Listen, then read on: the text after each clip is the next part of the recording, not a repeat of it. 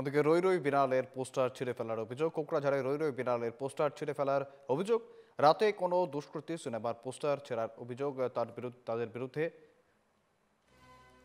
প্রাণের শিল্পী জুবিন গার্গের শেষ সিনেমা রই রই বিড়ালে। ঘটনায় ক্ষুব্ধ জুবিনের অনুরাগীরা। কোকড়াঝাড় থানার সামনের ঘটনায় পুলিশে অভিযোগ দায়ের ইতিমধ্যেই।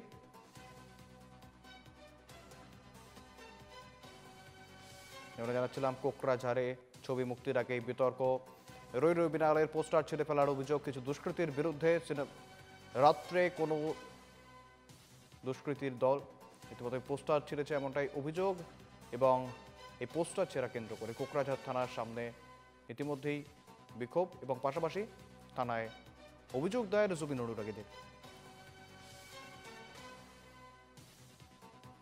থানাৰ একদম লাগি থকা ৱালতে লগাই থৈ দিছিলে। তো আমি সিদিনাখন দেখা পালোঁ যে জুবিনদাৰ যিটো টুপি আছিলে তাতো ৰং সানি থৈ দিছে, আৰু চকুতো ৰং সানিছে। তো আমি সেইটো কাৰণে এখন এজাহাৰ এখন দিছিলোঁ।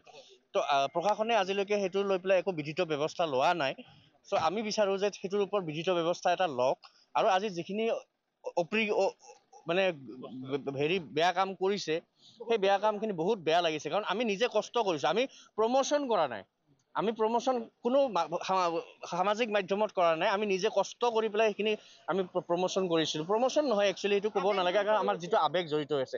আৰু চাগে কোনোবাই ভাবিছে যে জুবিন গাৰ্গৰ ফেন আমাৰ কোকৰাঝাৰত নাই বুলি, কিন্তু আমি আছোঁ। আমাক ফেন ক্লাব নালাগে, কিন্তু আমি ফেন ক্লাব নহ'লেও আমি জুবিন গাৰ্গক আমি সদায় মনত ৰাখিম, আৰু সদায় জুবিন গাৰ্গ আমাৰ লগত থাকিব।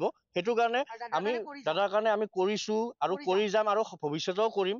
তো সেইটো কাৰণে আজি যিখিনি অপ্ৰীতিকৰ ঘটনা যিটো হৈছে, সেইটো কাৰণে বহুত বেয়া লাগিছে। আৰু সেইটো কাৰণে এটা উচিত ব্যৱস্থা এটা যদি প্ৰশাসনে লয়, তেতিয়াহ'লে আমি ভাল পাম, আৰু যদি নলয় তেতিয়াহ'লে তাৰ ব্যৱস্থা আমি নিজে কৰিম।